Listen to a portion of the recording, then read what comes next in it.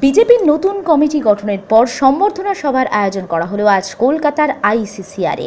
রাজনৈতিক সম্মেলন সঙ্গে সংবর্ধনা সভা। গোটা পশ্চিমবঙ্গ জুড়ে বিজেপির কর্মী সমর্থকেরা এই অনুষ্ঠানে সাধুবাদ জানিয়েছেন, এই অনুষ্ঠানকে সমর্থন জানিয়েছেন নতুন কমিটিকে। আজকের অনুষ্ঠানে উপস্থিত ছিলেন বিজেপির জাতীয় সহ সভাপতি শ্রী মুকুল রায়, বিজেপির জাতীয় সাধারণ সম্পাদক কৈলাস বিজয়বর্গীয়, সঙ্গে ছিলেন স্বপন দাশগুপ্ত, ভারতী ঘোষ, সব্যসাচী দত্ত, রাকেশ সিং সহ অন্যান্যরা।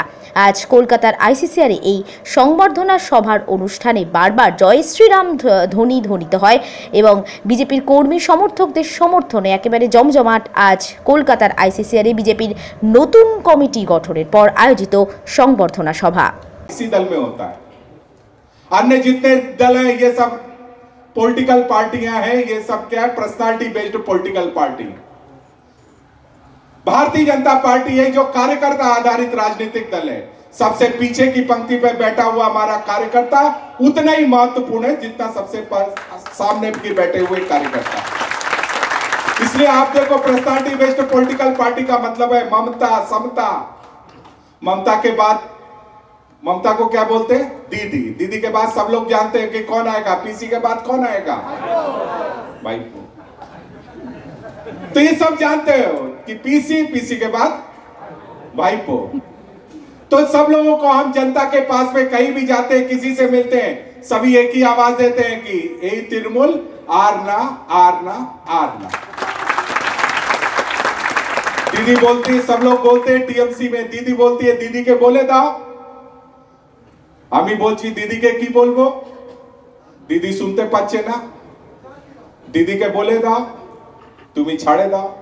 ऋषि अरविंद उस समय बोल कर गए कि 17वीं शताब्दी फ्रांस की, 18वीं इंग्लैंड की, 19वीं यूरोप की, 20वीं यूएस की और 21वीं शताब्दी भारत की होगी। तो किसके नेतृत्व में होगी? पप्पू के नेतृत्व में होगी या ममता के नेतृत्व में होगी? नहीं होगी साहब। किसके नेतृत्व में होगी?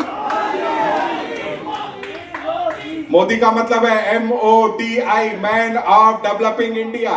जनता जाकर के जब 2021 में अप्रैल महीने में बूथ पर जाकर के आप सब कार्यकर्ताओं के दिल दिमाग पे भूत का भूत सवार होना चाहिए। भूत का भूत हर बूथ पर जाकर के एक ही चीज है, पद्म फूल।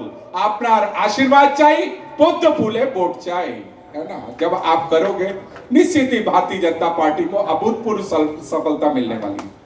এর মধ্যে আগামী 8 তারিখ যুব মোর্চা একটা কর্মসূচি নিয়েছে।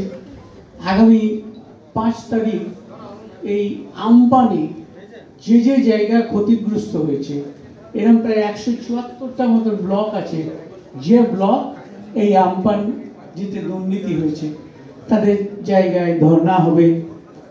মানে বিজেপির পক্ষ থেকে, ভারতীয় জনতা পার্টির পক্ষ থেকে তারা সেই সব জায়গায় কর্মসূচি নেওয়া হয়েছে। আজকেও আমরা এখানে এসেছি, স্বপনদা রয়েছেন, কৈলাসজি রয়েছেন, মেননজি রয়েছেন।